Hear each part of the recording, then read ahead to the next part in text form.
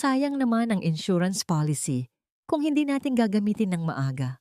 Paulo, huwag mong sabihing nagdadalawang isip ka na dahil lang sa dinadala niya. Ang tinig ni Doña Imelda ay parang talim ng punyal na humihiwa sa katahimikan ng gabi. Tuyot at walang bakas ng habag sa loob ng kusina kung saan ang halimuyak ng bawang at suka mula sa nilulutong adobo ay humahalimuyak. Isang amoy na nagpapaalala sa yumaong ama ni Magdalena. Nakatayo ang babaeng tinitingala ang asawa bilang kaniyang mundo.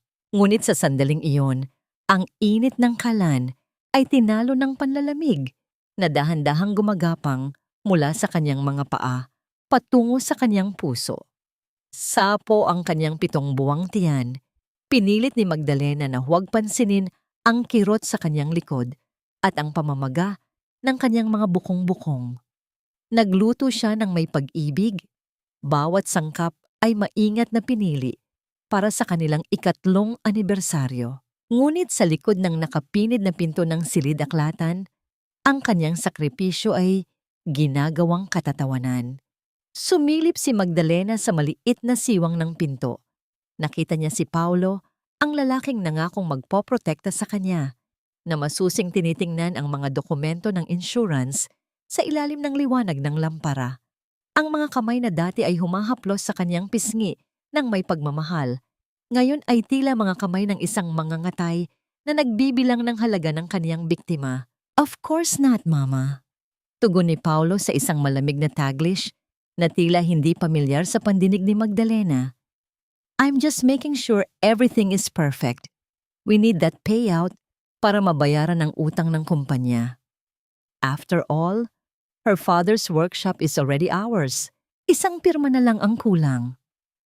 Kasabay ng mga salitang yon, nakita ni Magdalena ang kanyang biyenan na kumuha ng isang maliit na bote mula sa bulsa ng kanyang mamahaling bestido. Dahan-dahang ibinuhos ng matanda ang isang maputing pulbos sa baso ng gatas na nakahanda para sa kanya.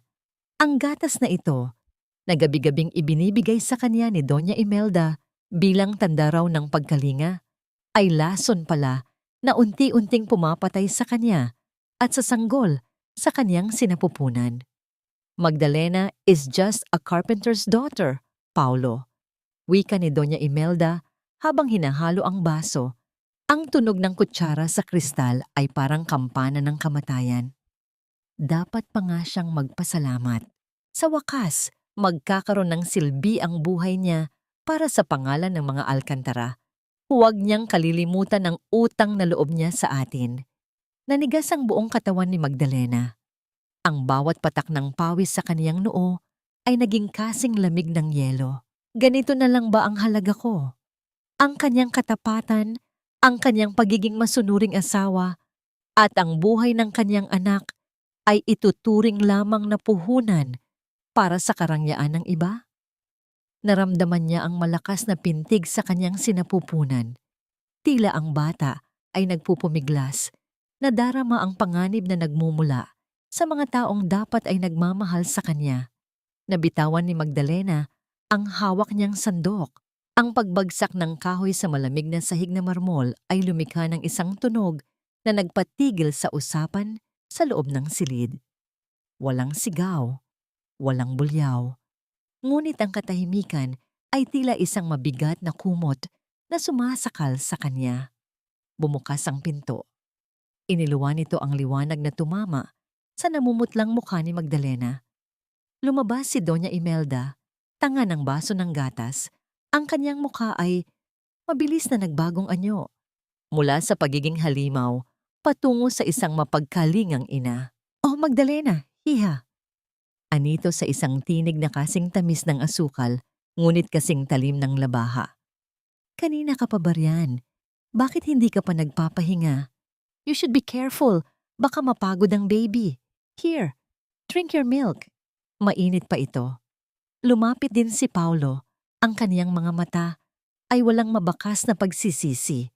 Tumingin siya sa baso, pagkatapos ay sa asawang hirap na sa paghinga. Inumin mo na, Magda. It's for your own good. Sayang naman ang pag-aalaga ni Mama sa'yo kung tatanggihan mo, di ba? Tumingin si Magdalena sa puting likido sa loob ng baso. Naamoy niya ang tamis nito, ngunit sa kaniyang imahinasyon, ang amoy nito ay kasing lansa ng dugo. Ang kamay ni Doña Imelda na humahawak sa kaniyang braso ay tila mga kuko ng isang ibong mandaragit. Sa gitna ng kaniyang matinding takot at pait, isang katanungan ang umusbong sa kaniyang isipan, isang katanungang magiging mitya ng kaniyang pagbangon. Dahan-dahang iniangat ni Magdalena ang kaniyang tingin, diretso sa mga mata ng kaniyang biyenan, habang ang kaniyang kamay ay mahigpit na nakakapit sa kaniyang tiyan. "Mama," bulong niya, ang kaniyang tinig ay nanginginig, ngunit may taglay na kakaibang talim. "Ganyan din po ba ang gatas na ibinigay ninyo sa tunay na ina ni Paulo bago siya nawala?" Biglang naglaho ang mapagkunwaring ngiti sa labi ni Doña Imelda. Ang paligid ay nabalot ng isang nakabibinging katahimikan. Ang hangin sa loob ng pasilyo ay tila naging malapot na lason na mahirap langhapin. Ang tanong ni Magdalena ay nanatiling nakabitin sa hininga ng gabi. Isang mitya na nagbanta na pasabugin ang dambuhalang rebulto ng kabanalan na binuo ni Doña Imelda sa loob ng maraming taon. Dahan-dahang lumapit ang matanda. Ang kaniyang mga hakbang sa sahig na marmol ay hindi lumilikha ng tunog, ngunit ang bawat paggalaw niya ay nagpapadama ng isang mabigat na banta. Hindi siya sumigaw. Sa halip, isang mapait na tawa ang kumawala sa kaniyang mga labi. Isang tunog na mas masakit pa sa sampal. "Napakawalang utang na loob mo, Magdalena," bulong ni Doña Imelda. Ang kaniyang tinig ay nanginginig sa galit na pilit itinatago. "Matapos ka naming hanguin sa putikan, matapos kang gawing reyna sa pamamahay na ito, ganyan mo ba tutumbasan ang pagkalinga ko? You are hallucinating. Siguro ay kung ano-ano na naman ang naririnig mo dahil sa selos o dahil sa pagbubuntis mo." "Mama, I saw the documents. Narinig ko kayo ni Paulo." Ang boses ni Magdalena ay halos isang bulong. Ang kaniyang mga kamay ay protektadong nakayakap sa kaniyang tiyan. Ang kaniyang puso ay parang isang ibon na nagpupumiglas sa loob ng kulungan. Lumapit si Paulo at hinawakan ang balikat ni Magdalena. Ang kaniyang hawak ay hindi na malambot. Ito ay mahigpit, tila isang bakal na nagbabantang durugin ang kaniyang buto. "Magda, honey, you're tired. Ang dami mong iniisip. Maybe it's the hormones. Let's go to our room. You need to sleep and take your vitamins." "Vitamins?" Tiningnan ni Magdalena ang kaniyang asawa, ang lalaking ipinagpalit niya sa lahat.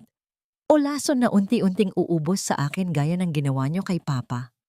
Isang malakas na kalansing ng kristal ang umalingaw-ngaw sa dingding. Ibinagsak ni Doña Imelda ang baso ng gatas sa lababo sa likuran ni Magdalena. Ang maputing likido ay tumalsik sa sahig, humalo sa amoy ng nasusunog na adobo na nagmumula sa kalan. Ang ulam na inilaan para sa pag-ibig ay naging abo na, gaya ng kaniyang pangarap. "Listen to me, you ungrateful girl." Ang mukha ni Doña Imelda ay nasa harap na ng kaniyang mukha. Naamoy ni Magdalena ang mahal na pabango ng matanda na may halong amoy ng gamot. "Iniligtas ka namin sa kahihiyan nang mamatay ang ama mong baon sa utang. Utang na loob mo sa amin ang bawat butil ng kanin na isinusubo mo. If you keep saying those lies, baka mapilitan kaming ilagay ka sa lugar kung saan ka nararapat. Isang mental institution. Do you want your child to be born there? Do you want to lose your baby?" Ang banta tungkol sa kanyang anak ay tila isang malamig na tubig na ibinuhos sa nag-aapoy na galit ni Magdalena. Doon niya na-realize ang kaniyang kamalian. Hindi siya maaaring lumaban ng harapan habang wala siyang armas. Sa bahay na ito, ang kaniyang tinig ay walang halaga laban sa ginto at kapangyarihan ng mga alkantara. Pinilit niyang ibaba ang kaniyang tingin. Hinayaan niyang tumulo ang kaniyang mga luha, hindi dahil sa panghihina, kundi bilang isang maskara. "Patawad po, Mama. Paulo, I'm just..." I'm just so stressed lately. Hindi ko alam ang sinasabi ko. Nakita niya ang mabilis na pagpapalitan ng tingin ni Paulo at Imelda. Isang tingin ng tagumpay. See? I told you, Mama. She's just tired. Wika ni Paulo. Ang kanyang boses ay bumalik sa pagiging malambing na tila walang nangyari. Inakay niya si Magdalena patungo sa itaas, palayo sa kusinang puno ng amoy ng sunog at katotohanan. Pagdating sa kanilang silid, kinuha ni Paulo ang isang maliit na lalagyan ng gamot. Here, take this. Pampakapit ito. It will help you relax. Pinanood ni Magdalena ang mga tableta sa kaniyang palad. Ang bawat isa ay tila isang bala na nakatutok sa kaniyang buhay. Inilagay niya ito sa kaniyang bibig, ngunit nang tumalikod si Paulo para kumuha ng tubig, mabilis niya itong itinago sa ilalim ng kaniyang dila. Nang makaalis si Paulo, dahan-dahang iniluwan ni Magdalena ang gamot. Ang pait nito ay nanatili sa kaniyang panlasa, isang paalaala ng panganib. Lumapit siya sa bintana at tumingin sa labas, sa kadiliman ng gabi. Naalala niya ang lumang baul ng kaniyang ama na itinatago niya sa ilalim ng kanilang kama. Dahan-dahan niyang hinila ang baul. Sa loob nito, sa ilalim ng mga lumang gamit sa pagkakarpintero, ay may isang lihim na compartment. Doon ay nakita niya ang isang lumang litrato, ang kaniyang ama na may kasamang isang babaeng kamukha ni Paulo, ngunit hindi si Doña Imelda. Sa likod ng litrato ay may nakasulat na pangalan at isang petsa na tumutugma sa araw ng pagkamatay ng tunay na ina ni Paulo. Ang kaniyang kamay ay napahawak sa kaniyang tiyan. Hindi tayo susuko, anak, bulong niya sa kadiliman. Hahanapin natin ang katotohanan sa likod ng mga bitaminang ito. Ngunit sa sandaling iyon, narinig niya ang tunog ng susi na pumipihit sa labas ng kaniyang pinto. Kinandado sila ni Paulo sa loob. Sila ay mga bilanggo sa sarili nilang tahanan. Ang tunog ng bakal na nag-uumpugan sa loob ng seradura ay bumasag sa katahimikan ng gabi. Ang pagpihit ng susi mula sa labas ay tila huling pako na ibinaon sa kabaong ng kalayaan ni Magdalena. Ikinulong siya ng kanyang sariling asawa. Naiwan siyang nakatitig sa kahoy na pinto, habang ang kanyang puso ay patuloy na humahampas sa kanyang dibdib. Sa loob ng silid na yon, na dati ay pugad ng kanilang mga pangarap, tanging ang amoy ng mamahaling pabango ni Paulo at ang lamig ng aircon ang namamayani. Ngunit para kay Magdalena, ang silid na ito ay naging kasing sikip ng isang libingan. Dahan-dahan siyang naupo sa gilid ng malambot na kama. Ipinatong niya ang kanyang nanginginig na mga kamay sa kanyang tiyan. Napakaraming tanong ang nag-uunahan sa kanyang isipan, ngunit ang pinakamalaking anino na bumalot sa kanya ay ang alaala ng kanyang ama. Binalikan ng kanyang diwa ang mga huling buwan ng buhay ni Donato, ang kanyang ama. Isang masipag na karpintero, si Donato, may mga kamay na magaspang, ngunit puno ng kalinga. Ngunit matapos nitong pumirma sa kasunduan ng pakikipagsosyo kay Paulo Alcantara, ang malusog nitong katawan ay unti-unting nanghina. Naalala ni Magdalena ang mga gabing namamaluktot, ang kanyang ama, sa sakit ng tiyan, ang mga araw na hindi ito makapagsalita ng maayos, at ang mga gamot na ibinibigay ni Doña Imelda na ang sabi ay mga bitamina mula sa Amerika. Ang mga sintomas na yon, ang panghihina, ang panlalabo ng paningin, ang panginginig ng mga kamay, ay eksaktong kapareho ng nararamdaman ni Magdalena nitong mga nakaraang linggo. Ang katotohanan ay tila isang malamig na hampas ng hangin na nagpasingkit sa kanyang mga mata. Pinatay nila ang kanyang ama para sa syongmok at ngayon, siya naman ang isusunod para sa pera ng insurance. Tumayo si Magdalena, hinugot niya ang lakas mula sa kaniyang nag-aapoy na pagnanais na mabuhay. Lumapit siya sa kaniyang lumang cabinet at kinuha ang isang lumang kamiseta ng kaniyang ama na kaniyang itinago. Isinubsob niya ang kaniyang mukha sa tela. Pagkaraan ng ilang taon, naroon pa rin ang amoy ng kusot, amoy ng kahoy na hinaluan ng pawis ng kaniyang ama. Ang amoy na yon ang bumasag sa huling hibla ng kanyang pag-ibig kay Paulo. Ito ang nagpaalala sa kanya kung sino siya, ang anak ng isang karpintero na marunong lumaban. Kinaumagahan, nang buksan ni Paulo ang pinto upang ihatid ang kanyang almusal, nagkunwari si Magdalena na mahina at masunurin. "How are you feeling today, honey? Did you sleep well?" Tanong ni Paulo habang inilalapag ang tray ng pagkain. "I'm okay, Paulo. Medyo masakit lang ang ulo ko," sagot ni Magdalena. Pilit na hindi ipinapakita ang puot sa kanyang mga mata. "Good. You need to eat everything, okay? Para sa baby natin," nakangiting sabi ni Paulo bago muling umalis at ikinulong siya. Ngunit may isang pagkakataon na hindi alam ni Paulo. Nang dumaan ang katulong upang kunin ang mga pinagkainan, nakiusap si Magdalena na payagan siyang maglakad-lakad sa hardin para sa bata. Dahil sa utos ni Doña Imelda na huwag masyadong pahalatang nakakulong ang manugang, pinayagan siya ng katulong basta't babantayan ito. Habang naglalakad sa hardin, dumaan si Magdalena sa likod ng kusina kung saan nakalagay ang malaking basurahan ng mansyon.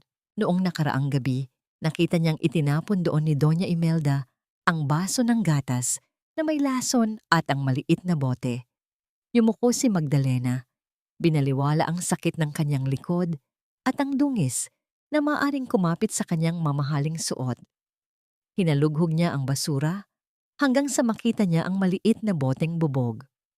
Wala itong label, ngunit sa ilalim nito ay may natitira pang kaunting maputing pulbos. Mabilis niya itong itinago sa kaban ng kanyang damit. Mayroon na siyang ebidensya. Bumalik siya sa hardin upang magpahinga. Mula sa kanyang kinalalagyan, natatanaw niya sa kabilang panig ng bakod ang lumang siyongmok ng kanyang ama na ngayon ay pag-aari na ng mga Alcantara. Ito ay sarado at napapabayaan. Habang nakatitig sa lumang gusali, napansin ni Magdalena ang isang kakaibang kilos. Isang lalaking nakasuot ng itim na jacket ang umaaligid sa paligid ng siyongmok. Hindi ito tauhan ng mga Alcantara. Ang lalaki ay may hawak na kamera at tila may sinusuri sa lumang pinto ng pagawaan. Sino ang lalaking yon? Isang kaaway o isang kakampi sa gitna ng digmaang ito? Bago pa man makita ng malinaw ni Magdalena ang mukha ng lalaki, narinig niya ang boses ni Doña Imelda mula sa terrace. "Magdalena, bakit ka nariyan sa initan? Pumasok ka na sa loob." Ang boses ni Doña Imelda ay parang isang malamig na hangin na tumagos sa balat ni Magdalena sa kabila ng tirik na sikat ng araw. Mabilis na itinago ni Magdalena ang kanyang kamay sa loob ng bulsa ng kanyang bestido. Mahigpit na hinahawakan ang maliit na boteng bubog na nakuha niya sa basura. Ang kanto ng bote ay bumaon sa kanyang palad, isang matulis na hapdi na nagpaalala sa kanya na kailangan niyang maging matatag. "Anong ginagawa mo rito sa labas, Magdalena? Look at you. Your dress is dirty," puna ni Doña Imelda habang pababa ng hagdan ng terrace. Ang kanyang bawat hakbang ay tila isang hatol ng kamatayan. "You look so Nakakatakot ang hitsura mo. Baka kung ano ang isipin ng mga kapitbahay." I just needed some fresh air, Mama," sagot ni Magdalena. Iniwas ang tingin upang hindi mabasa ang puot sa kanyang mga mata. Hinawakan ni Doña Imelda ang kanyang baba at sa pilitang iniharap ang mukha ni Magdalena sa kanya. Ang mga daliri ng matanda ay mabango. Amoy mamahaling rosas, ngunit ang haplos nito ay kasing pait ng lason. "Magdalena, Hija, remember why you are here. Inampun ka namin sa pamilyang ito dahil sa awa. We saved the daughter of a bankrupt carpenter from the streets. Huwag mong kakalimutan ang utang na loob mo sa amin." Ang salitang utang na loob ay parang isang kadena na muling pumulupot sa leeg ni Magdalena. Ito ang paboritong sandata ni Imelda. Ang ipamukha sa kanya na siya ay isang basura na binigyan ng gintong korona. Kaya wala siyang karapatang magtanong, wala siyang karapatang magreklamo. Pinalakad siya ni Imelda pabalik sa loob ng mansyon. Ang lamig ng aircon sa loob ay tila yelo na dumikit sa kanyang pawisang balat. Sa sala, naroon si Paulo. Nakaupo kasama ang isang lalaking naka-Amerikana na may dalang black bag. Magda, honey, nandito si Dr. Valderrama. Bungad ni Paulo, ang kanyang boses ay puno ng huwad na pag-aalala. I told him about your outbursts lately, your paranoia. Sabi ko, baka masyadong mabigat ang dinadala mo kaya kung ano-ano ang naiisip mo. Naramdaman ni Magdalena ang pagbaliktad ng kaniyang sikmura. Sinisimulan na nila. Gagamitin nila ang kabaliwan upang burahin ang kanyang mga narinig. I'm not paranoid, Paulo. Matatag na sabi ni Magdalena, bagaman ang kaniyang tuhod ay nanginginig. See, doctor? Ganyan siya. Buntong hininga ni Imelda habang hinahaplos ang likod ni Paulo. Poor Paulo. He's doing everything for his wife. Pero si Magdalena parang nawawala na sa sarili. Baka mamaya, saktan niya pa ang sarili niya o ang baby. Lumapit ang doktor kay Magdalena. Ang titig nito ay walang emosyon. Parang isang makinang sumusuri ng sira. Mrs. Alcantara, your husband mentioned you've been hearing voices and imagining conspiracies. This is a serious sign of prenatal depression and psychosis. For the safety of the Alcantara air, we might need to consider a special clinic. Isang espesyal na klinika. Alam ni Magdalena kung ano ang ibig sabihin yon. Isang kulungan kung saan maaari nilang tapusin ang sinimulan nila nang walang nakakakita. I'm perfectly fine, pag-uulit ni Magdalena habang ang kanyang kuko ay bumaon sa kanyang sariling palad sa loob ng bulsa. I just want to rest in my room.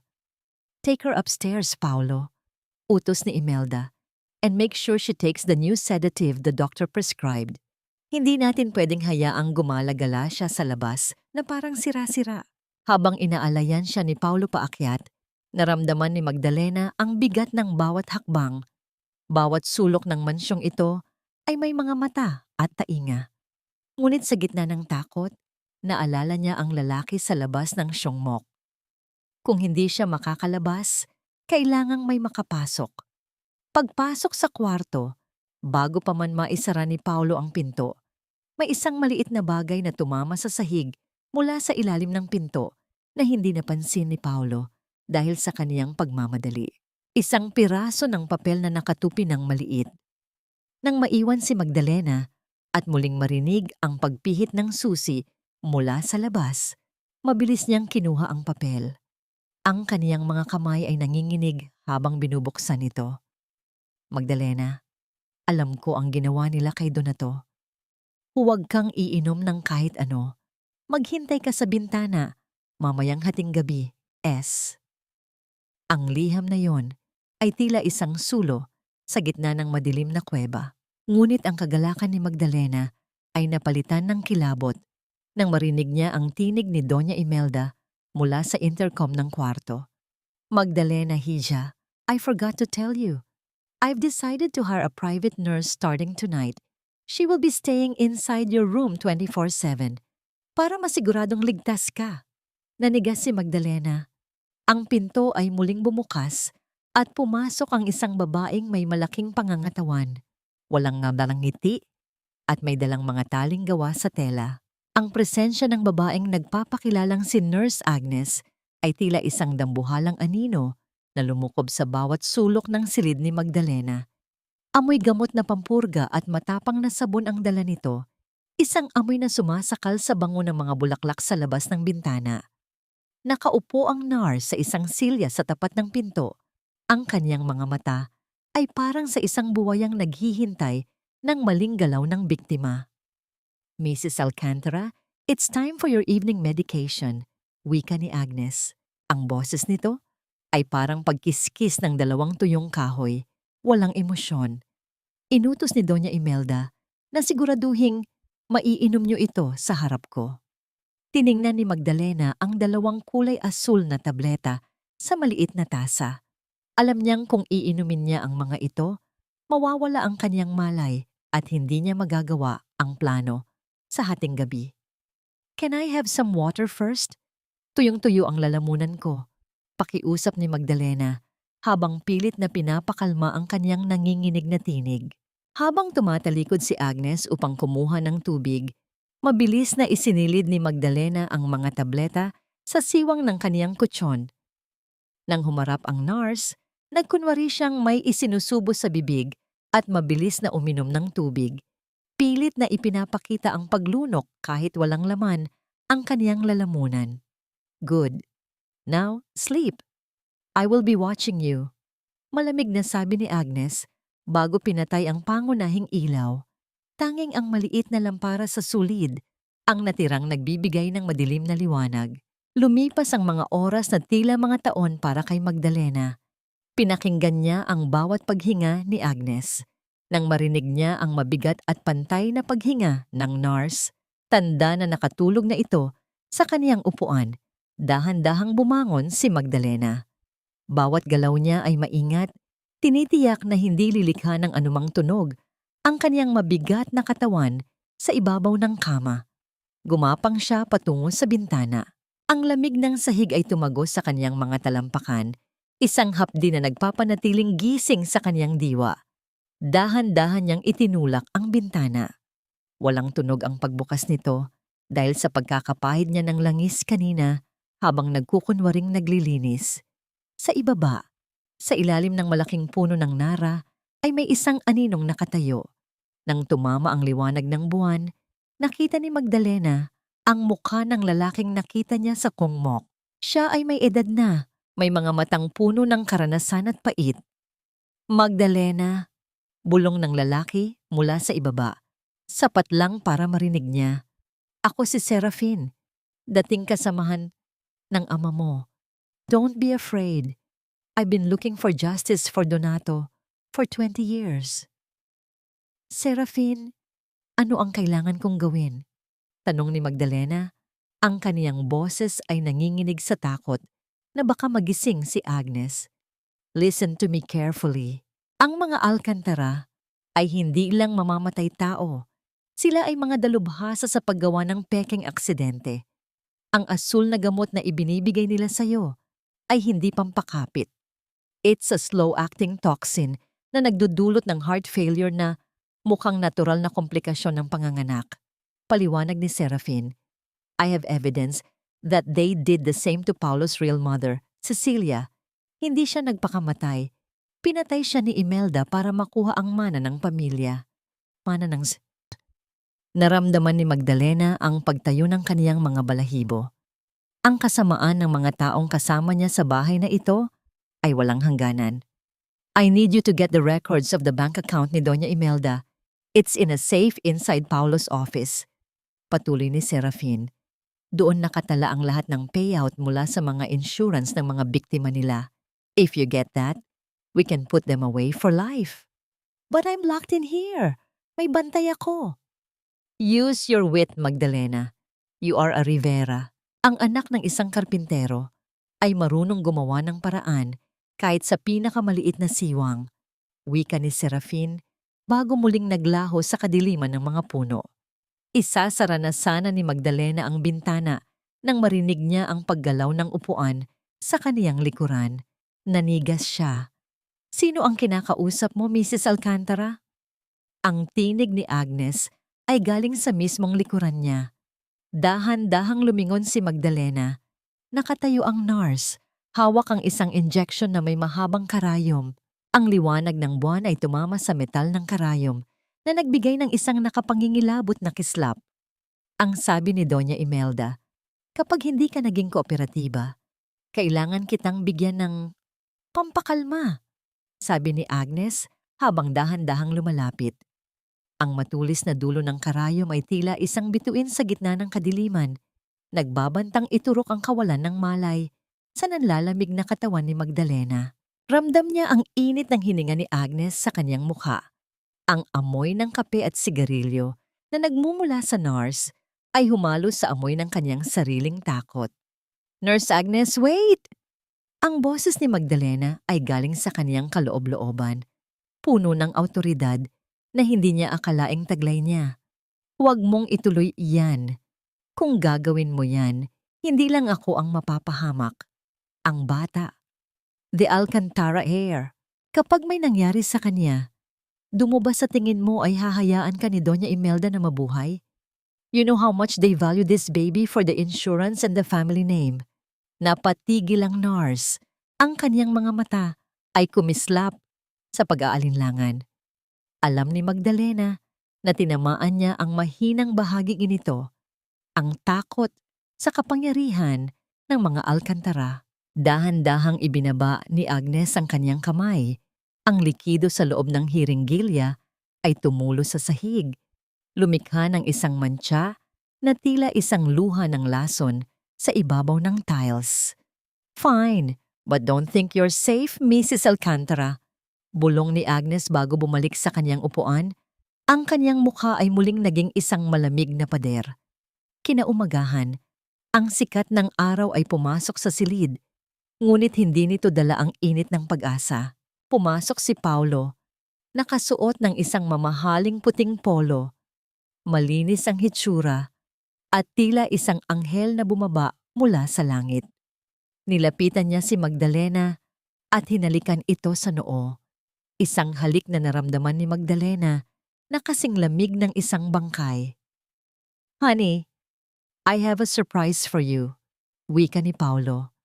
Ang kaniyang boses ay puno ng lambing na dati ay nagpapalunod kay Magdalena sa tuwa. We're going out tonight. Isang special dinner sa pinakamahal na restaurant sa Makati. It's our post-anniversary celebration. Gusto kong makabawi sa'yo. Alam ni Magdalena na ang celebration na ito ay isa lamang entablado para sa panibagong panlilinlang. Ngunit tumango siya. Sige Paolo, I'd love that. Nang sumapit ang gabi, binihisan si Magdalena ng isang asul na bestidong sutla, isang kulay na ayon kay Doña Imelda ay nagpapakita ng kanyang pagkakasapi sa pamilya. Habang nakaupo sila sa loob ng mamahaling sasakyan, ramdam ni Magdalena ang panginginig ng kaniyang mga kamay sa ilalim ng kaniyang pitaka. Sa loob ng pitakang iyon ay naroon ang maliit na recorder na ibinigay sa kanya ni Serafin sa pamamagitan ng siwang ng bintana kaninang madaling araw. Ang restaurant ay puno ng mga taong kabilang sa alta sosyedad. Ang amoy ng mamahaling steak, ang kislap ng mga kristal na baso, at ang malambot na tugtog ng piano ay tila isang balabal na nagtatago sa katotohanang kasama ni Magdalena ang isang halimaw. Magda, you look so beautiful tonight, sabi ni Paulo habang hinahawakan ang kanyang kamay sa ibabaw ng mesa. I just want our family to be secure. Kaya may dinala akong ilang papers. It's just an additional clause for our insurance to make sure everything goes to our son and you, in case may mangyari sa business ko. Inilapag ni Paulo ang mga dokumento sa tabi ng kanilang mga pagkain. Ang puting papel ay tila sumisigaw sa ilalim ng mga kandila. Binasa ni Magdalena ang mga maliliit na titik. Hindi ito para sa bata. Ito ay isang kasunduan na nagbibigay ng buong kapangyarihan kay Paulo sa lahat ng kanyang mamanahin mula sa kanyang ama. At isang waiver na nagsasabing hindi siya maghahabol sa anumang investigasyon kung sakaling magkaroon ng medical complications sa kaniyang panganganak. Sign it, honey. Para sa future natin. Pangungulit ni Paulo, ang kaniyang titig ay tila isang bitag na unti-unting sumasara. Tumingin si Magdalena sa paligid. Nakita niya sa di kalayuan, sa isang sulok ng restaurant, ang isang lalaking may dalang dyaryo. Si Serafin. Sa tabi nito ay isang mas batang lalaki na may matatalas na mata. Si Dante. Ang kanilang presensya ay nagbigay sa kaniya ng lakas. Kinuha ni Magdalena ang ballpen. Ngunit bago niya idikit ang dulo nito sa papel, tiningnan niya si Paulo ng diretso sa mga mata. Paulo, do you really love me? O ang mahal mo lang ay ang pera na makukuha mo kapag wala na ako? Ang tanong na yon ay nagpatahimik sa ingay ng mga kubyerto sa paligid. Ang mukha ni Paulo ay bahagyang nanginig. Ang kaniyang maskara ng pagiging perfect husband ay unti-unting nagkakabitak-bitak. What kind of question is that, Magda? Of course I love you. Don't be so dramatic in front of these people. Bulong ni Paulo. Ang kanyang boses ay may halong banta. Then prove it. Wika ni Magdalena. Let's change the beneficiary. Let's put everything in a trust fund for the baby na hindi mo pwedeng hawakan hanggat hindi siya nagiging 21. Sa sandaling iyon, ang kamay ni Paulo na nakahawak sa baso ng wine ay humigpit hanggang sa mamuti ang kanyang mga kuko. Sa kabilang mesa, nakita ni Magdalena ang pagtayo ni Dante, handang kumilos kung sakaling magwala ang kanyang asawa. You are becoming difficult, Magdalena, sabi ni Paulo. Ang kanyang boses ay kasing lamig ng yelo sa kanyang baso. And difficult people usually don't last long in this family. Bago pa man makasagot si Magdalena, isang mabilis na paggalaw ang nangyari sa labas ng restaurant. Isang itim na sasakyan ang huminto ng mabilis at pumasok ang dalawang lalaking nakauniporme ng pulis. Ang pagpasok ng mga alagad ng batas sa loob ng marangyang kainan ay tila isang malamig na buhos ng tubig sa nagbabagang tensyon sa pagitan ni Magdalena at Paulo. Ang bawat mata sa loob ng restaurant ay natuon sa dalawang pulis na seryoso ang mga mukha. Ang kanilang mga sapatos ay lumilikha ng mabigat na tunog sa makintab na sahig. Nakita ni Magdalena ang mabilis na pagbabago sa mukha ni Paulo. Ang kanyang asawa na kanina lang ay tila isang leon na handang manakmal, ngayon ay tila isang basang sisiw na pilit itinatago ang panginginig ng mga kamay. Nilukot ni Paulo ang hawak niyang napkin. Ang kanyang mga kuko ay bumaon sa telang lino. What is the meaning of this? Bakit may pulis dito? Bulong ni Paulo, ang kanyang tinig ay puno ng kaba na pilit itinatago ng kanyang pagiging alta sosyedad.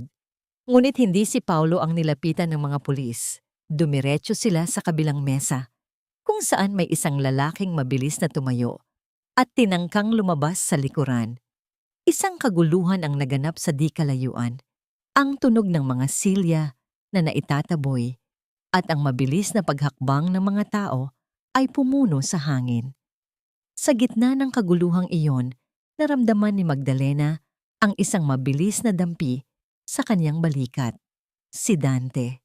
Ang matikas na pulis ay dumaan sa kanyang likuran at sa isang iglap na hindi mapapansin ng sinuman, isang maliit na kagamitan, isang pluma na may nakatagong kamera ang nailagay sa loob ng kaniyang pitaka.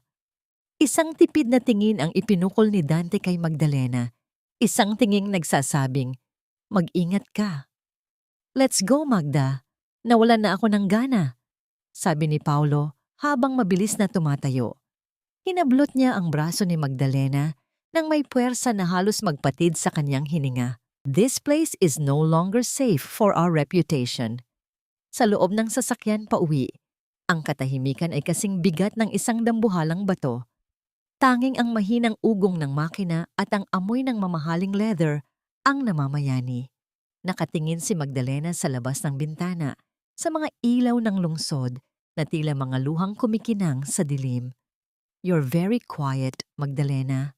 Basag ni Paulo sa katahimikan. Do you have something to do with those police? Bakit tila hindi ka nagulat?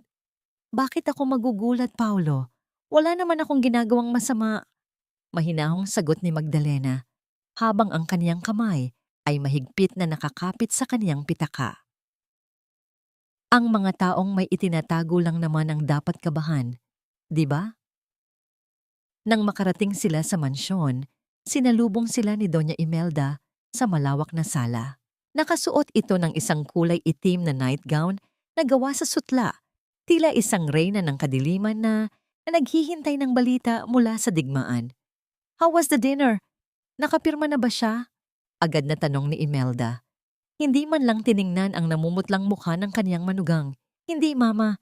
Something happened at the restaurant, sagot ni Paulo, habang hinuhubad ang kaniyang coat at pabagsak na naupo sa sofa.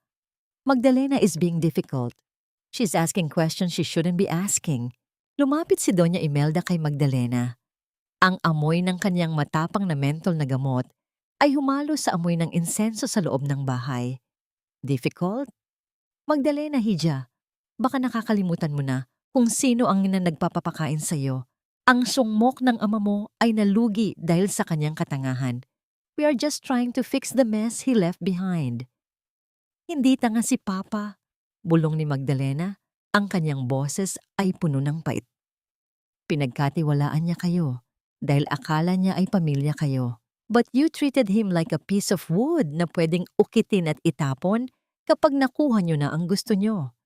Isang malakas na tunog ng sampal ang bumitak sa katahimikan ng sala. Tumagilid ang mukha ni Magdalena. Ang hapdi ay agad na gumapang sa kanyang pisngi, ngunit hindi siya umiyak. Sa halip, dahan-dahan niyang iniharap ang kanyang mukha kay Doña Imelda. Ang kanyang mga mata ay nagnininga sa galit. Sampalin niyo man ako ng paulit-ulit, hindi na mababago ang katotohanan. Wika ni Magdalena.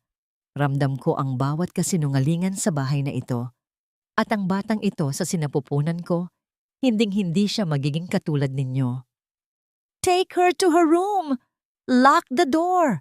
Sigaw ni Imelda. Ang kanyang mukha ay nanginig sa galit. Nurse Agnes, do your job. Siguraduhin hindi siya makakaalis sa higaan niya. Habang hinitila siya ni Nurse Agnes paakyat ng hagdan, nakita ni Magdalena si Paulo na nakayuko. Hindi man lang siya matingnan. Ngunit sa huling sandali, bago maisara ang pinto ng kaniyang silid, napansin ni Magdalena ang isang bagay. Ang jacket ni Paulo, na iniwan nito sa sofa, ay may nakalitaw na isang maliit na kulay lila na sobre.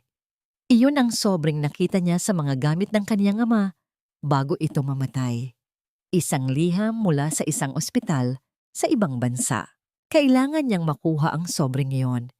Iyon ang susi sa lahat ng laso na dumadaloy sa pamilyang Alcantara. Ang hapdi ng sampal ni Doña Imelda ay nanatili sa pisngi ni Magdalena, isang mapulang marka ng kaniyang pagkaalipin sa loob ng mansyong yon. Sa loob ng kaniyang silid, ang lamig ng aircon ay tila nanunuot sa kaniyang mga buto, habang si Nurse Agnes ay abala sa pag-aayos ng mga gamot sa ibabaw ng mesa. Ang bawat kalansing ng baso at pagbukas ng mga pakete ng tabletas ay tila tunog ng kadena na muling ibinabaon sa kaniyang kaluluwa. Mrs. Alcantara, kailangan niyo nang inumin ang pampakalma niyo. You're too agitated and that's not good for the baby. Wika ni Agnes, ang boses nito ay puno ng huwad na pag-aalala na itinuro ni Imelda. I don't need sedatives, Agnes. Ang kailangan ko ay katarungan. Sagot ni Magdalena.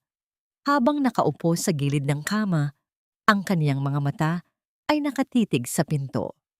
Alam niyang sa baba, sa sala, naroon ang jacket ni Paulo at ang misteryosong lila na sobre.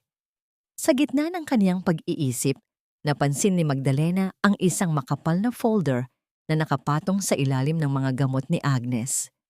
Dahil sa kuryosidad at kaba, dahan-dahan siyang tumayo habang ang nurse ay nakatalikod at kumuha ng tubig. Mabilis niyang hinablot ang folder at binuksan ito. Ang kanyang hininga ay tila tumigil. Medical evaluation, Magdalena Rivera Alcantara. Diagnosis, severe postpartum psychosis, early onset, paranoia, and hallucinations. Nakasaad sa ulat na si Magdalena ay nakikita ng may tendensyang saktan ang kaniyang sarili at ang bata. May mga pirma na rito ng mga doktor na hindi naman niya nakikilala. Kabilang ang pirma ni Paulo bilang kaniyang legal guardian. Nilalayo ng dokumento na ilipat siya sa isang liblib na pasilidad para sa mga may sakit sa isip sa oras na mailabas niya ang sanggol. Anong ginagawa mo rito? Ang boses ni Agnes ay bumalik sa kanyang likuran, malamig at mapangapi. Mabilis na hinablot ng nurse ang folder mula sa kamay ni Magdalena. This is private property, Mrs. Alcantara. It's for your own good. You're sick and you don't even realize it. Hindi ako baliw. Gawa-gawa niyo lang ang lahat ng ito para makuha ang insurance, sigaw ni Magdalena. Ang kaniyang boses ay nanginginig sa takot at galit. See? That's exactly what a crazy person would say. Sagot ni Agnes, bago pilit na itinulak si Magdalena pabalik sa kama. Inumin mo na ito o gagamitin ko ang mas masakit na paraan. Sa labas ng pinto, narinig ni Magdalena ang boses ni Paulo at Doña Imelda na nag-uusap sa pasilyo. Ang kanilang mga tinig ay mahina. Ngunit sa katahimikan ng gabi, ang bawat salita ay tila laso na tumatagas sa siwang ng pinto. Make sure the papers are ready, Paulo, wika ni Imelda. Once she gives birth, the insurance company will process the payout for her accidental death due to mental instability. No one will suspect a thing, just like with your father's little carpenter friend. I know, Mama. But that purple envelope, if she finds out about the hospital in Singapore, everything will be ruined. Sagot ni Paulo, ang kaniyang tinig ay puno ng kaba. Si Magdalena ay nanigas sa kaniyang kinatatayuan. Singapore, hospital. Ang kaniyang ama ay hindi namatay sa atake sa puso. May iba pang nangyari at ang sagot ay nasa loob ng sobrang iyon. Kailangang makalabas ni Magdalena. Kailangan niyang makuha ang sobre bago nila ito sunugin. Mabilis siyang nag-isip. Tiningnan niya si Agnes na handa nang iturok ang pampakalma. Biglang humawak si Magdalena sa kaniyang tiyan at namaluktot sa sakit. Isang malakas na daing ang kumawala sa kaniyang mga labi. Ang kaniyang mukha ay namutla at ang pawis ay nagsimulang gumulong sa kaniyang noo. Agnes, ang baby! Masakit! Help me! Sigaw ni Magdalena habang ang kaniyang katawan ay nanginginig sa sahig. Nagpanik ang nurse. Wait! Paulo! Doña Imelda! Ang manugang niyo! Bumukas ang pinto at pumasok sina Paulo at Imelda sa gitna ng kaguluhan habang lahat sila ay nakatuon sa pag-atake ni Magdalena. Nakita ni Magdalena ang pagkakataon. Ang jacket ni Paulo ay nakasampay na sa kaniyang braso at ang lila na sobre ay bahagyang nakalitaw. Habang nagkukunwaring nawawalan ng malay, ang kamay ni Magdalena ay dahan-dahang gumapang patungo sa bulsa ng jacket ni Paulo habang inaalayan siya nito. Sa isang iglap, nakuha niya ang sobre at mabilis itong isinilid sa ilalim ng kaniyang damit. Dalhin siya sa ospital. Now! Sigaw ni Imelda. Ngunit bago pa man nila siya mabuhat, isang malakas na katok ang narinig sa pintuan ng mansyon. Isang katok na hindi humihinto. Tila isang babala mula sa kabilang mundo. Ang bawat paghampas sa pinto ng mansyon ay tila yanig ng lindol na nagpapatigil sa bawat tibok ng puso sa loob ng bahay. Si Doña Imelda, na dati ay laging kalmado at mapagmataas, ay napahawak sa kanyang dibdib. Ang kanyang mukha ay nabalot ng isang hindi maipaliwanag na takot. Ang ingay mula sa labas ay hindi tumitigil. Isang mariing pagpukpok na tila humihingi ng katarungan. Paolo, tingnan mo kung sino yan. At ikaw, Agnes, dalhin mo na si Magdalena sa itaas. Bilis! Utos ni Imelda, ang kanyang boses ay pumiyok sa kaba. Habang hinihila siya ni Agnes, si Magdalena ay patuloy na nagkukunwaring namimilipit sa sakit. Ang lila na sobrang ninakaw niya mula kay Paulo ay nakadikit sa kanyang balat.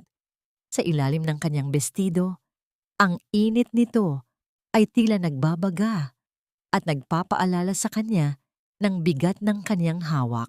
Ang bawat hakbang niya sa hagdan ay puno ng pag-iingat. Tinitiyak na hindi lilikha ng tunog ang papel na maaaring maglantad sa kaniyang lihim. Sa ibaba, binuksan ni Paulo ang pinto. Iniluwa nito ang matikas na figura ni Dante kasama ang dalawa pang pulis. Ang malamig na simoy ng hangin mula sa labas ay pumasok sa sala, humalo sa amoy ng mamahaling pabango at ang bahid ng takot sa loob ng mansyon. Good evening, Mr. Alcantara. We received a report of a disturbance and a medical emergency in this residence. Wika ni Dante.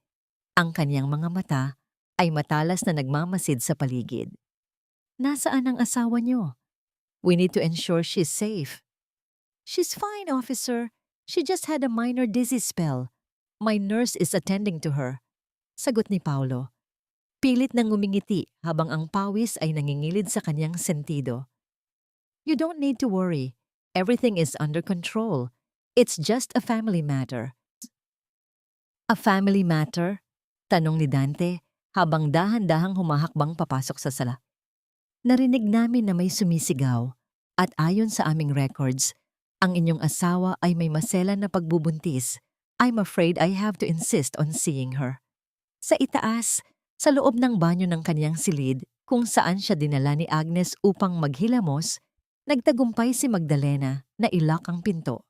Sa gitna ng madilim na banyo, na ang tanging liwanag ay ang sinag ng buwan na tumatagos sa maliit na bintana, mabilis niyang binuksan ang lila na sobre. Ang kanyang mga kamay ay nanginginig, ang kanyang paghinga ay mababaw at mabilis. Ang dokumento sa loob ay mula sa isang sikat na forensic lab sa Singapore. Binasa ni Magdalena ang mga salitang tila mga hatol ng kamatayan. Toxicology report of Donato Rivera. Findings, high concentration of arsenic in the bloodstream. Conclusion, chronic poisoning over a period of 6 na months. Nanlambot ang mga tuhod ni Magdalena. Ang kanyang ama ay hindi namatay sa natural na sanhi. Pinatay siya ng pamilyang ito, unti-unti, bawat araw, sa pamamagitan ng mga bitamina na ibinibigay nila rito. At ngayon, ang parehong lason ay dumadaloy din sa kaniyang sariling mga ugat. Magdalena, buksan mo ang pintong ito, sigaw ni Agnes mula sa labas ng banyo. Ang kaniyang pagpalo sa kahoy na pinto ay tila isang babala na mauubos na ang kaniyang oras. Mabilis na itinago ni Magdalena ang dokumento sa loob ng kaniyang damit at dahan-dahang binuksan ang pinto. Ang kaniyang mukha ay blangko, ngunit sa loob niya, ang isang dambuhalang apoy ng paghihiganti ay nagsimula ng mag-alab. Nurse Agnes, kailangan ko nang pumunta sa ospital. Ngayon din, wika ni Magdalena, ang kanyang boses ay kasing lamig ng bakal. Nang ilabas siya sa silid, nakita niya si Dante sa paanan ng hagdan. Ang kanilang mga mata ay nagtagpo. Isang tahimik na komunikasyon ang naganap. Alam ni Dante na may nahanap si Magdalena. Honey, what are you doing? I told the officer you're fine, sabi ni Paulo habang papalapit. Ang kaniyang boses ay puno ng banta na nakabalot sa lambing. Ngunit bago pa man makalapit si Paulo, naramdaman ni Magdalena ang isang biglang sakit sa kaniyang tiyan. Isang tunay na sakit sa pagkakataong ito. Isang mainit na likido ang dumaloy sa kaniyang mga binti. Nabali ang kaniyang panubigan. The baby! Paulo, ang baby! Sigaw ni Magdalena habang unti-unting nanghihina ang kaniyang mga binti. Sa gitna ng kaguluhan, habang inaalayan siya ni Dante at Paulo, napansin ni Paulo ang isang bagay. Ang kaniyang jacket na nakasampay sa sofa ay nakabukas ang bulsa. Mabilis niyang kinapa ito at napagtanto ang katotohanan. Ang lila na sobre ay wala na. Tumingin si Paulo kay Magdalena na isinasakay na sa stretcher. Ang kanyang muka ay nagbago. Mula sa pagiging mapagkunwari, naging isang mukha ng isang desperadong kriminal. I'm coming with her, sigaw ni Paulo. Hindi na kailangan, Mr. Alcantara. Kami na ang maghahatid sa kanya sa ospital para masiguro ang kaniyang safety, wika ni Dante habang hinaharangan ang daan ni Paulo. Ang amoy ng alkohol at malamig na hangin galing sa aircon ng ospital ay tila nanunuot sa bawat butas ng balat ni Magdalena. Habang nakahiga siya sa gumagalaw na stretcher, ang mga ilaw sa kisame ng hallway ay tila mga mabilis na kidlat na dumadaan sa kanyang paningin. Ang bawat kirot sa kanyang tiyan ay tila isang babala na ang oras ay mabilis na nauubos. Hindi lamang para sa kanya, kundi para sa sanggol na kaniyang dinadala. Officer Dante, ang sobre, nasa loob ng damit ko. Bulong ni Magdalena. Ang kanyang boses ay halos hindi marinig sa gitna ng mabilis na paghakbang ng mga medical staff. Don't worry, Magdalena. We have you now. Walang makakalapit sa iyo rito. Sagot ni Dante. Ang kaniyang tinig ay seryoso habang binabantayan ang bawat sulok ng emergency room.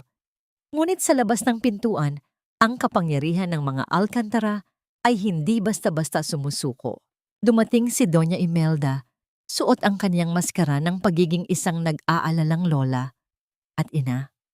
Ang tunog ng kanyang mamahaling sapatos sa tiles ay tila martilyo na naghahanap ng bibitayin. Kasunod niya si Paulo na ang mga mata ay tila sa isang hayop na nawalan ng huli. I am the grandmother, and this is the father. You have no right to keep us away from her. Sigaw ni Imelda sa harap ng mga gwardiya ng ospital.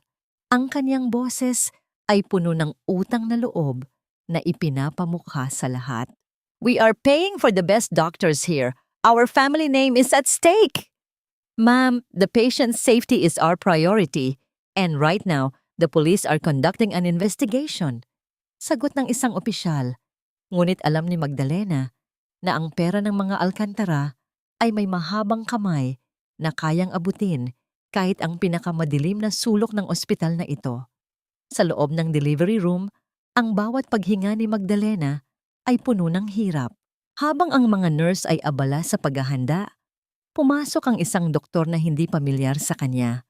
Ang mga mata nito ay malamig at ang mga kamay ay nanginginig ng bahagya habang hawak ang isang hiringgilya. Magdalena, we need to give you something for the pain para bumukas ang iyong cervix, wika ng doktor. Tumingin si Magdalena sa gamot. Naalala niya ang asul na tableta ni Nurse Agnes. Naalala niya ang ulat mula sa Singapore tungkol sa kanyang ama. Ang takot ay muling gumapang sa kanyang puso. Doctor, what is that? Is that from Paulo? It's standard procedure, Mrs. Alcantara. Don't be so paranoid. You're just stressed from labor. Sagot ng doktor. Ang kaniyang boses ay may tonong mapangapi, gaya ng gaslighting na laging ginagawa ni Paulo. Hindi ko iinumin yan. Lumabas kayo. Sigaw ni Magdalena habang pilit na bumabangon sa kabila ng sakit. Sa labas, narinig ni Dante ang sigaw. Sinubukan niyang pumasok ngunit hinarangan siya ni Paulo. Officer, my wife is having a psychotic episode. She's hallucinating again. Let the doctors do their work. Ngunit hindi si Dante ang dapat nilang katakutan sa sandaling iyon. Sa kabilang dulo ng hallway, lumitaw si Serafin. Bit-bit ang isang folder na naglalaman ng mga kopya ng transaksyon ni Imelda sa insurance company. Dire-diretso siyang lumapit kay Paulo at isinampal ang mga papel sa dibdib nito. The game is over, Paulo. Wika ni Serafin, ang kanyang boses ay puno ng puot na naipon sa loob ng 20 taon. The hospital in Singapore sent me the original files. Hindi niyo na malulusutan ang pagpatay kay Donato at Cecilia. Ang mukha ni Imelda ay biglang namutla. Ang kaniyang dangal na ipinagmamalaki ay tila isang kastilyong buhangin na tinangay ng alon. That's a lie. You're just a bitter old man. Habang nagkakagulo sa labas, sa loob ng kwarto, nagawang abutin ni Magdalena ang telepono sa tabi ng kaniyang higaan. Hindi pulis ang tinawagan niya. Tinawagan niya ang lokal na media, ang mga taong alam niyang mas kinatatakutan ni Imelda kaysa sa kulungan. Hello, this is Magdalena Alcantara. I am in the delivery room of St. Jude Hospital, and my husband is trying to kill me for insurance money. Tell everyone, please, save my baby. Nang muling bumukas ang pinto, pumasok ang doktor na may dalang lason. Ngunit sa pagkakataong ito, hindi na ito makakalapit.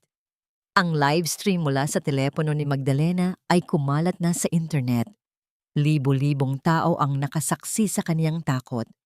Isang malakas na sakit ang muling humatak sa kaniyang katawan. Ang sanggol ay lalabas na. Ngunit sa gitna ng sakit, nakita ni Magdalena ang mukha ni Paulo sa may bintana ng pinto. Ang kaniyang asawa ay hindi na mukhang tao. Ito ay mukhang isang halimaw na handang sunugin ang lahat bago pa man siya mahuli. If I can't have that money, Magdalena, no one will.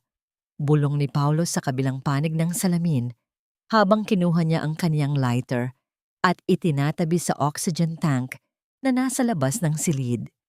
Ang liwanag mula sa maliit na apoy ng lighter ni Paulo ay sumasalamin sa kaniyang mga mata. na tila mga mata ng isang lobo na nasusukol na sa gitna ng bangin. Ang bawat tibok ng puso ni Magdalena ay tila isang mabilis na tambol na nakikipag-unahan sa oras.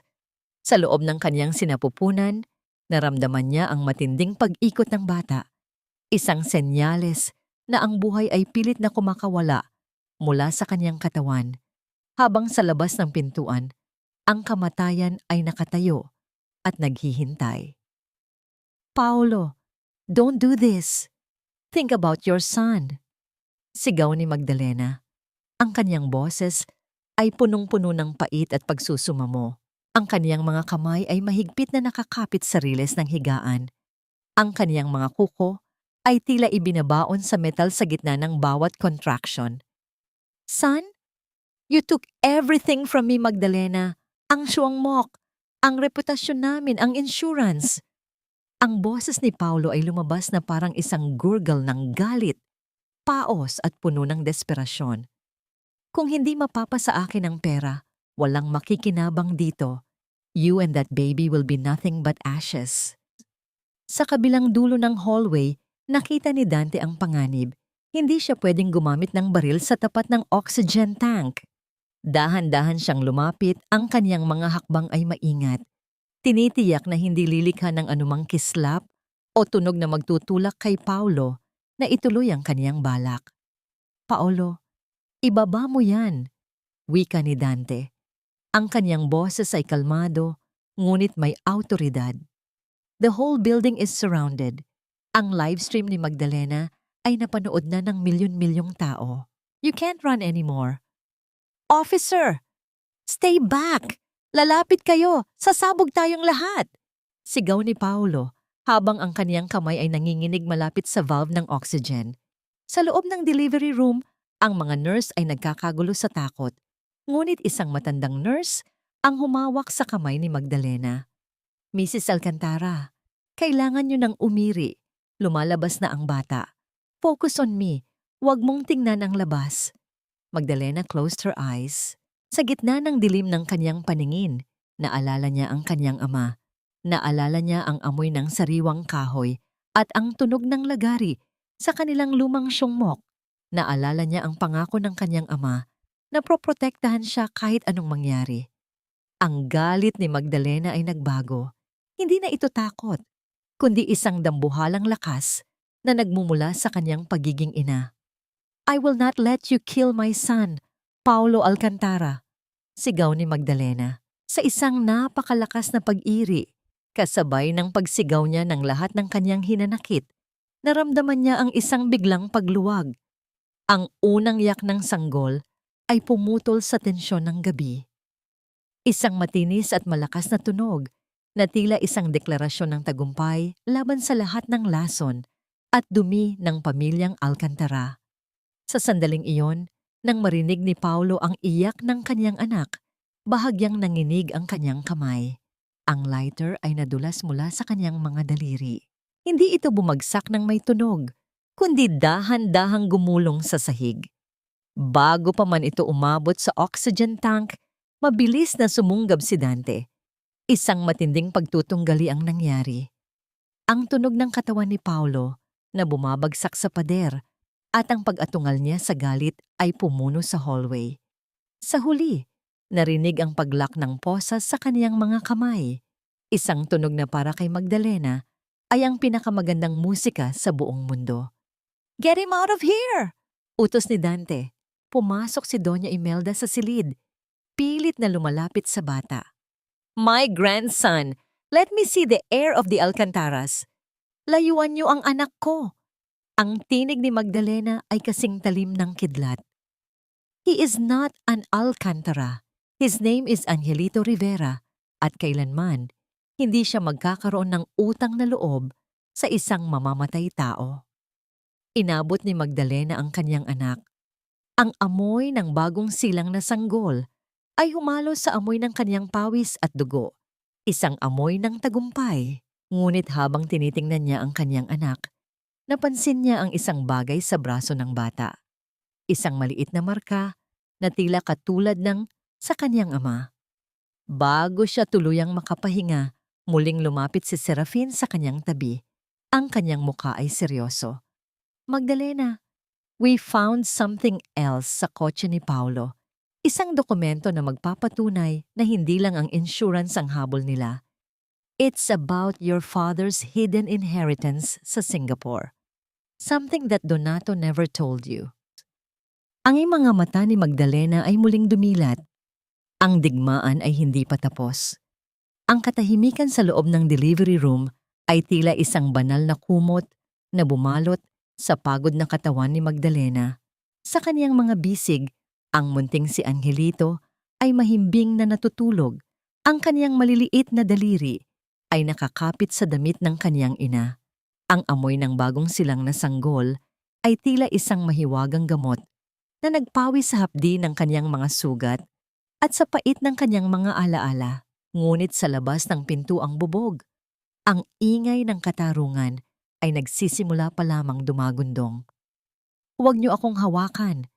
I am Doña Imelda Alcantara. Wala kayong karapatang itrato ako ng ganito.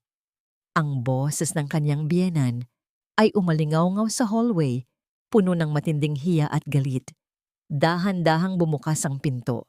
Pumasok si Dante. Ang kanyang uniforme ay may bahid ng gusot mula sa pakikipagbuno kay Paulo, ngunit ang kaniyang mga mata ay nananatiling matalas. Kasunod niya ang dalawang pulis na hila-hila si Doña Imelda. Ang kaniyang mamahaling alahas ay tila nawalan ng kislap at ang kaniyang buhok na laging maayos ay gulo-gulo na ngayon. Magdalena, Hija, pagsabihan mo sila. Sigaw ni Imelda nang makita ang manugang. Think about our family name. Kapag nakulong kami, ano na lang ang sasabihin ng mga tao tungkol sa anak mo? He will be the son of a criminal. Please, bawiin mo ang mga sinabi mo. Remember the utang na loob you owe us. Tumingin si Magdalena sa kaniyang biyenan. Walang bakas ng awa sa kaniyang mga mata. Tanging ang malalim na pagkamuhi na naging kasing itim ng uling. Ang pangalan ng mga Alcantara ay matagal nang marumi, Imelda. Kasing dumi ng lason na ibinigay niyo sa ama ko. My son will never carry that name. He is a Rivera. At ang katarungan para sa kanyang lolo ay hindi mabibili ng inyong huwad-huwad na dangal. Lumapit si Serafin at inilapag ang folder na nakuha niya sa kotse ni Paulo sa ibabaw ng higaan ni Magdalena. Magdalena, ito ang katotohanang matagal nang itinatago ni Donato sa iyo. Ang sungmok sa Pilipinas ay maliit na bahagi lamang ng kaniyang ari-arian. Your father was a silent partner sa isang malaking logging firm sa Singapore. He put everything in a trust fund for you. Ang mga Alcantara, they were bankrupt 3 years ago. Ginamit nila ang pera ng ama mo para bayaran ang kanilang mga utang at kailangan kanilang patayin para makuha ang huling bahagi ng mana. Naramdaman ni Magdalena ang isang matinding pait sa kaniyang lalamunan. Ang mga taong nagpanggap na tagapagligtas niya ay ang mga linta na sumipsip sa dugo ng kaniyang pamilya. Ang lahat ng kanilang pagmamayabang, ang kanilang matatayog na salita tungkol sa pagiging alta sosyedad ay nakatayo sa ibabaw ng pagnanakaw at pagpatay. Officer, dalhin niyo na sila, wika ni Magdalena habang niyayakap ng mahigpit si Angelito. Habang hinihila palabas si Imelda, nakita ni Magdalena si Paulo sa kabilang panig ng hallway. Nakaposas ito, nakayuko, at hindi makatingin sa kaniyang asawa at anak. Ang lalaking dati ay tila isang prinsipe, sa kaniyang paningin ay isa na lamang anino ng isang talunan. Paulo, tawag ni Magdalena. Bahagyang nag-angat ng tingin si Paulo. Ang kaniyang mga mata ay puno ng pagsisisi o baka naman ay takot lamang sa kaniyang hinaharap. You said you loved me, bulong ni Magdalena. But you love the insurance payout more. From this day on, you are dead to us. Hinding-hindi mo masisilayan ang mukha ng anak mo. Nang mailabas na ang mga Alcantara, pumasok ang mga miyembro ng media na kanina pa naghihintay. Ang kislap ng mga kamera ay pumuno sa silid. Ngunit sa pagkakataong ito, hindi ito para sa isang iskandalo, kundi para sa isang tagumpay. Ang mukha ni Magdalena Kahit maputla at pagod ay nagningning sa ilalim ng mga ilaw. Siya ay hindi na ang anak ng karpintero na api. Siya ay isang Magdalena na handang bawiin ang lahat ng kinuha sa kanya. I have a statement, wika ni Magdalena sa harap ng mga kamera. Ang kanyang boses ay matatag, walang panginginig. Ang katotohanan ay parang kahoy. Maaaring anayin, maaaring mabulok sa dilim, ngunit sa huli, ang tibay nito ang mananatili. Justice for Donato Rivera has finally come. Ngunit sa gitna ng selebrasyon, lumapit si Serafin sa kanya at bumulong. Magdalena, may isa pa kaming natuklasan. Doña Imelda has a hidden accomplice. Someone inside the insurance company na nagpapadali ng mga claims nila. At ayon sa records, ang taong iyon ay papunta na rito sa ospital para tapusin ang usapan. Napahigpit ang hawak ni Magdalena sa kaniyang anak. Ang gabi ay malayo pa sa pagtatapos. Ang katahimikan sa loob ng silid ay tila naging isang malapot na sapot. Sa kabila ng pag-alis ni Paulo at Imelda na nakaposas, hindi naramdaman ni Magdalena ang ganap na kaligtasan. Ang amoy ng antiseptic sa ospital ay humalo sa amoy ng malamig na bakal. Isang amoy na tila nagbababala ng panibagong panganib. Yakap-yakap niya si Angelito. Ramdam ang munting tibok ng puso ng kanyang anak na tila isang munting sulo sa gitna ng kadiliman. Dahan-dahang bumukas ang pinto. Walang malakas na tunog, tanging ang mahinang pagpihit ng doorknob na tila isang magnanakaw na pumasok sa gabi. Iniluwan nito si Attorney Victor, ang matagal ng abogado ng pamilya Alcantara. Nakasuot ito ng isang mamahaling gray suit, malinis ang bawat hibla ng kaniyang buhok at may dalang isang itim na leather briefcase. Magda, hiya, wika ni Victor, ang kaniyang boses ay malambot. Puno ng huwad na pagkalinga na tila isang laso na binalot sa asukal. I heard what happened. I'm so sorry.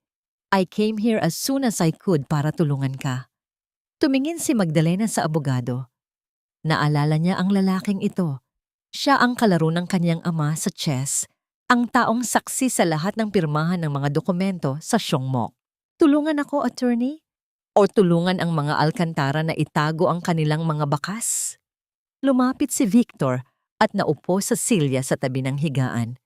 Ang amoy ng kanyang matapang na tabako at mamahaling kolon ay sumakop sa espasyo ni Magdalena, isang amoy na nagpabigat sa kanyang dibdib.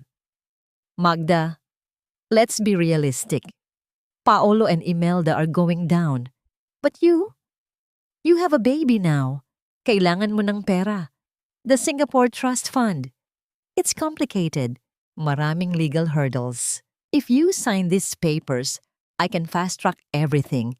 You'll be a billionaire overnight. Inilabas ni Victor ang isang pluma at isang set ng mga dokumento. Ang dulo ng pluma ay kuminang sa ilalim ng ilaw ng ospital, tila isang patalim na handang sumugat. At ano ang kapalit, attorney? Tanong ni Magdalena, habang ang kanyang kamay ay dahan-dahang kinakapa ang recorder na itinatago niya sa ilalim ng unan. Just a small statement, bulong ni Victor habang lalong lumalapit.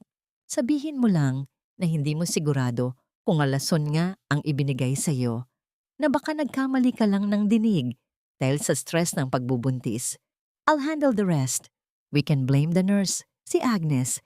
She's an easy target. Isang mapait na ngiti ang kumawala sa mga labi ni Magdalena. Ang utang na loob na pilit nilang ipinapasan sa kanya ay abot hanggang sa abogadong ito. Kayo ang nag-forge ng pirma ni Papa sa Singapore, di ba? You were the one who made the legal documents look clean kahit na pinapatay na nila ang kliyente mo. Ang mukha ni Victor ay bahagyang nanginig. Ang kanyang maskara ng pagiging tagapagligtas ay unti-unting natunaw, pinalitan ng isang malamig at kalkuladong anyo ng isang kriminal. You are too smart for your own good, Magdalena. But remember, a smart woman knows when to take a deal. Kapag hindi mo pinirmahan ito, those insurance goons will not stop. They have people everywhere. Maski rito sa ospital, hindi kayo ligtas ng anak mo. Ramdam ni Magdalena ang panlalamig ng kaniyang mga daliri. Ngunit bago pa man makasagot, nakita niya ang isang maliit na pulang ilaw na kumikislap sa smoke detector sa kisame. Alam niyang nakikinig si Dante sa kabilang panig. Attorney Victor, hindi mo ba alam? Wika ni Magdalena, ang kanyang boses ay matatag at puno ng hamon. Ang bawat pirma mo sa mga dokumento ng Alcantara ay may isang maliit na pagkakamali. My father was a carpenter. He always left a mark on his wood, and he taught me to leave a mark on my documents.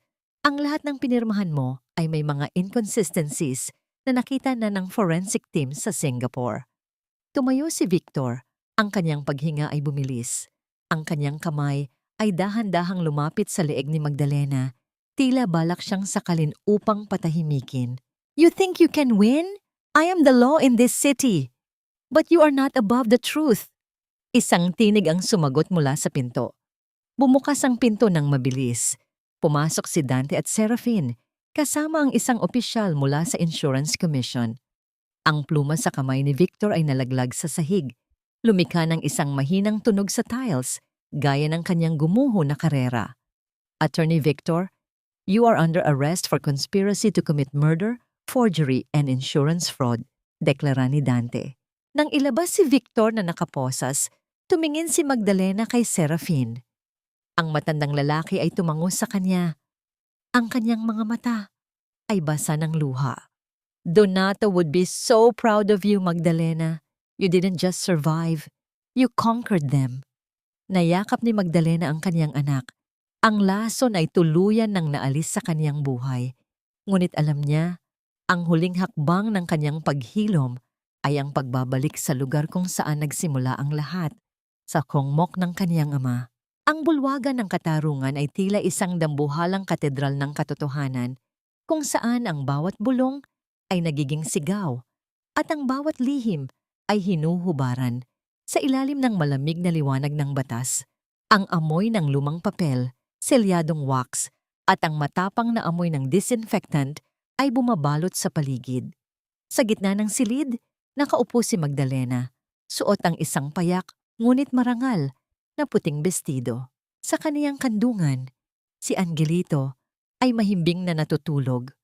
Walang kamalay-malay na ang tadhana ng kanilang pamilya ay muling isinusulat sa bawat sandali. Sa kabilang panig, ang mga Alcantara ay tila mga anino na lamang ng kanilang dating marangyang buhay. Si Doña Imelda, na dati ay may suot na mga perlas na kasing laki ng mga butil ng ubas, ngayon ay nakasuot na ng kulay kahel na uniforme ng bilanggo. Ang kaniyang buhok ay puting-puti na at ang kaniyang mukha ay tila isang tuyong lupa na pinagkaitan ng ulan. Si Paulo naman ay nakayuko. Ang kaniyang mga balikat ay bagsak, tila dagan ng bigat ng lahat ng kaniyang mga pagkakasala. Ang hatol ng hukuman, simula ng hukom, ang boses nito ay matatag at walang kinikilingan. Ang pagbaba ng kahoy na martilyo sa ibabaw ng mesa ay tila isang hatol mula sa langit. Isang tunog na nagpatigil sa bawat paghinga sa loob ng silid. Sina Paulo Alcantara, Imelda Alcantara, at Victor Sebastian ay napatunayang nagkasala sa salang conspiracy to commit murder, multiple insurance fraud, at falsification of public documents. Sila ay hinahatulan ng reclusion perpetua o habambuhay na pagkabilanggo. Isang mahabang buntong hininga ang kumawala mula sa dibdib ni Magdalena. Pakiramdam niya ay may mga kadenang kumalas mula sa kaniyang puso. Ang hiya na pilit na ipinakain sa kanya ng mga Alcantara ay tuluyan ng naglaho, pinalitan ng isang payapang tagumpay. Hindi! This is not fair! We are the Alcantara, sigaw ni Imelda. Ang kaniyang boses ay pumiyok sa desperasyon habang hila-hila siya ng mga gwardya. Magdalena, you witch! Ninakaw mo ang lahat sa amin. Isusumpa kita! Tumingin si Magdalena sa kaniyang biyenan, hindi nang may galit, kundi nang may malalim na awa. Wala akong ninakaw sa inyo, Imelda. Ibinabalik ko lang ang kinuha ninyo sa amin. Ang siyongmok, ang dangal ni Papa, at ang kalayaan ko. Ang sumpa ay wala sa akin, kundi nasa puso ninyong puno ng lason. Nang ilabas ang mga akusado, nilapitan ni Dante si Magdalena. Congratulations, Magda. Justice is finally served. What's next for you? I'm going home, Dante. Sa tunay na tahanan ko. Sagot ni Magdalena habang tinitingnan ang munting mukha ni Angelito. Pagkalipas ng ilang linggo, bumalik si Magdalena sa lumang siyongmok ng kaniyang ama. Ang lugar ay balot ng mga sapot at alikabok, ngunit sa ilalim niyon, naroon pa rin ang tibay ng mga haliging itinayo ni Donato. Inilapag ni Magdalena ang kaniyang kamay sa ibabaw ng isang lumang lamesang gawa sa Nara. Ramdam niya ang magaspang na texture nito. Amoy ng matkiwa at ispro. Isang amoy na mas mabango pa sa anumang pabango sa mansyon ng mga Alcantara. Sa tulong ni Serafin at Dante, muling binuksan ni Magdalena ang paggawaan. Ngunit hindi na lamang ito isang siyongmok. Ginawa niya itong isang sanctuary for the brave. Isang lugar kung saan ang mga kababaihang biktima ng pang-aabuso at panloloko ay tinuturuang magkarpintero, gumawa ng mga muebles, at higit sa lahat, bumuo ng kanilang sariling kinabukasan. Isang hapon, habang si Magdalena ay abala sa pagsusuri ng mga bagong tabla ng kahoy, isang itim na sasakyan ang huminto sa tapat ng siyongmok. Lumabas mula rito ang isang babaeng nakaitim. May takip ang mukha ng isang itim na belo. Dahan-dahang lumapit ang babae kay Magdalena at inangat ang belo. Ang kaniyang mga mata ay puno ng luha. Magdalena, I am Cecilia, bulong ng babae. Nanigas si Magdalena. Cecilia, ang pangalan ng tunay na ina ni Paulo, na ang sabi ng lahat ay matagal nang namatay.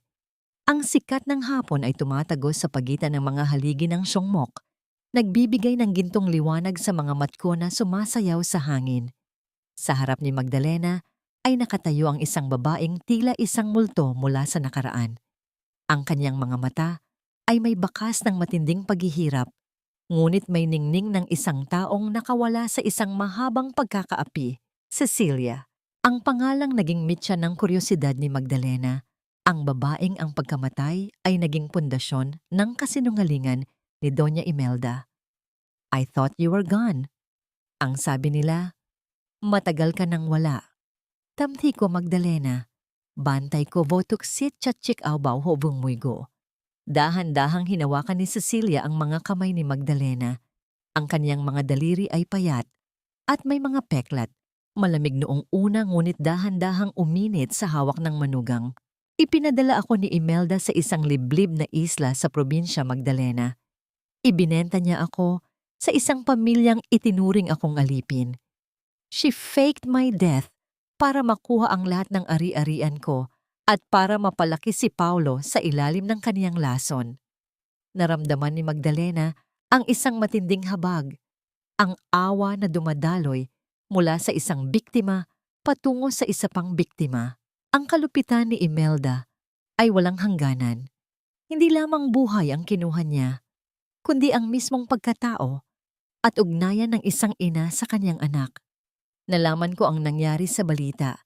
Nakita ko ang tapang mo, Magdalena. Patuloy ni Cecilia habang ang mga luha ay dahan-dahang gumugulong sa kanyang pisngi. You did what I couldn't do. Pinatid mo ang sumpa ng mga Alcantara. Inakay ni Magdalena si Cecilia patungo sa kanyang munting opisina sa loob ng paggawaan, kung saan si Angelito ay natutulog sa loob ng isang duyan na gawa sa matibay na nara. Nang makita ni Cecilia ang bata, ang kanyang buong katawan ay nanginig. Dahan-dahan siyang lumuhod sa tapat ng duyan. Ang kanyang mga kamay ay nanginginig, na humahaplos sa hangin, hindi manggahas na hawakan ng bata dahil sa takot na baka ito ay isang panaginip lamang. He looks so much like his grandfather Donato, but he has the eyes of Cecilia. Bulong ni Serafin na nakatayo sa may pinto. Ang kaniyang mukha ay puno ng kapayapaan. Cecilia, you are home now, wika ni Magdalena habang ipinapatong ang kanyang kamay sa balikat ng kanyang biyenan. Dito ka maninirahan sa amin.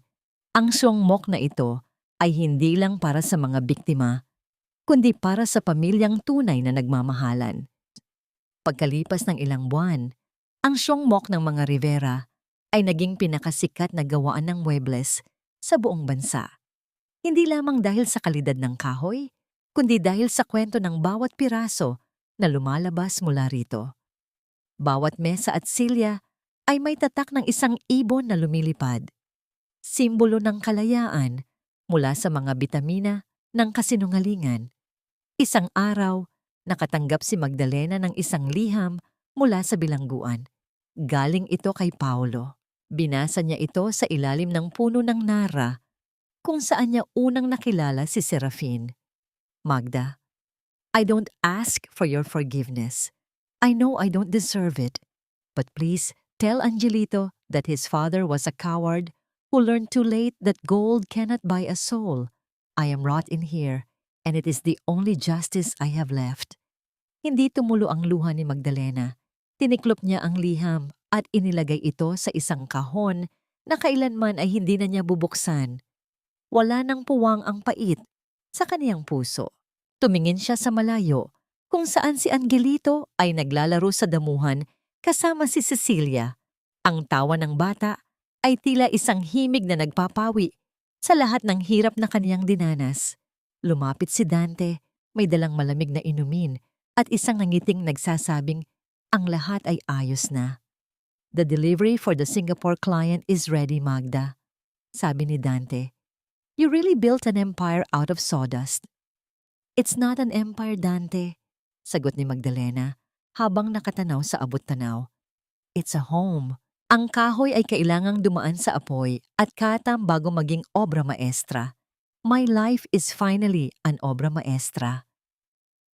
Ang hangin ay muling umihip, dala ang amoy ng sariwang kahoy at ang pag-asa ng isang bagong simula. Ang Magdalena na dati ay tuyot at marupok, ay naging isang punong kahoy na may malalim na ugat, hindi na matitinag ng anumang bagyo ng kasinungalingan. Ang bango ng tuyong nara at ang init ng sikat ng araw sa loob ng siyongmok ay tila isang banal na basbas na bumabalot sa bawat sulok ng paggawaan. Lumipas ang 5 taon, ngunit ang bawat amoy ng kusot at matka ay nananatiling paalaala kay Magdalena ng kaniyang pinagmulan. Ang anak ng isang karpintero na binuo ang kaniyang sariling tadhana mula sa mga piraso ng wasak na pangarap. Wala na ang mga bakas ng pamamaga sa kaniyang mga paa at ang kaniyang mga kamay, bagaman may mga bahid ng kalyo mula sa paghawak ng pait at martilyo, ay mas malakas at mas matatag kaysa dati. Nakatayo si Magdalena sa gitna ng paggawaan, pinapanood ang 10 kababaihan na kaniyang tinutulungan.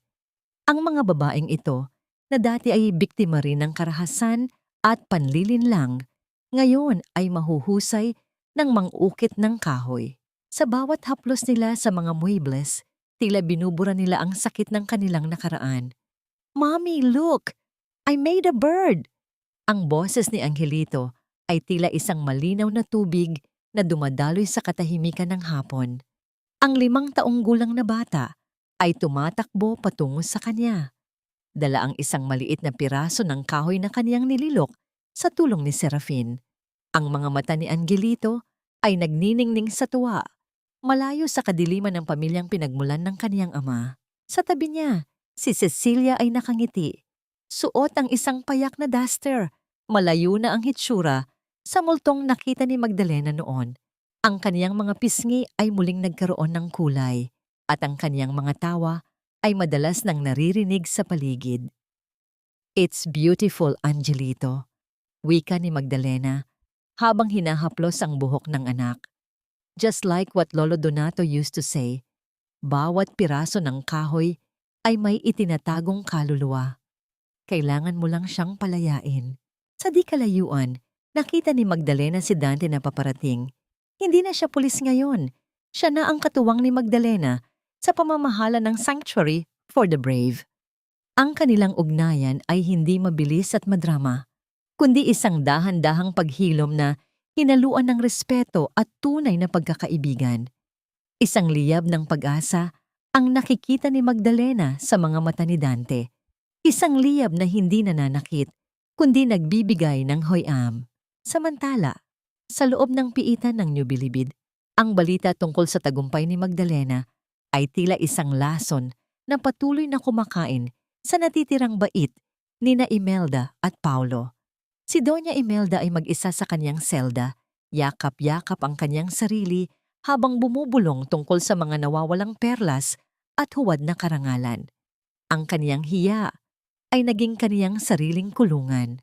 Si Paulo naman ay nananatiling tahimik, isang lalaking buhay, ngunit ang kaluluwa ay matagal nang nabulok kasabay ng mga kasinungalingang kaniyang pinili. Lumapit si Dante kay Magdalena at iniabot ang isang tasa ng kapeng barako. The new showroom in Singapore is officially open, Magda. They are calling you the Queen of Woodcraft. Proud na proud siguro si Donato sa'yo. Ngumiti si Magdalena, ang kaniyang tingin ay nakatuon sa abot tanaw, kung saan ang langit ay nagdidikit sa dagat. Hindi ko kailangan ng corona, Dante. Ang kailangan ko lang ay ang malaman na ang anak ko ay lalaking may dangal at ang mga babaeng ito ay hindi na muling yuyuko sa sino mang mga api. Ang kwento ni Magdalena ay hindi nagtapos sa paghihiganti. Nagtapos ito sa paglikha. Ang laso ng mga alkantara ay naglaho na, pinalitan ng matibay na haligi ng katotohanan. Sa huling sandali ng hapon, habang ang araw ay dahan-dahang lumulubog, kinuha ni Magdalena ang isang maliit na pait at iniukit ang huling salita sa pader ng kaniyang paggawaan. Isang salitang magpapaalala sa lahat ng dadaan doon. Kalayaan. Dahil sa huli, ang katotohanan ay parang nara. Maaring mahirap hubugin, maaring dumaan sa matinding init, ngunit hinding-hindi ito mabubulok. Ito ay mananatiling matatag, magpakailanman.